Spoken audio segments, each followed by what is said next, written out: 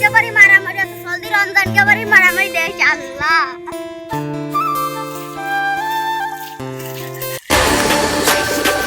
তো ভালো তো নিতে বলে কেন ভালো বলে থাকতে পারিস না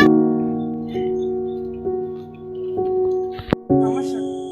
তোরা প্রত্যেকদিন একটা কথা আর তো সে বানা পানি কোন বড় জায়গা চলে এসে লেগেছে রে?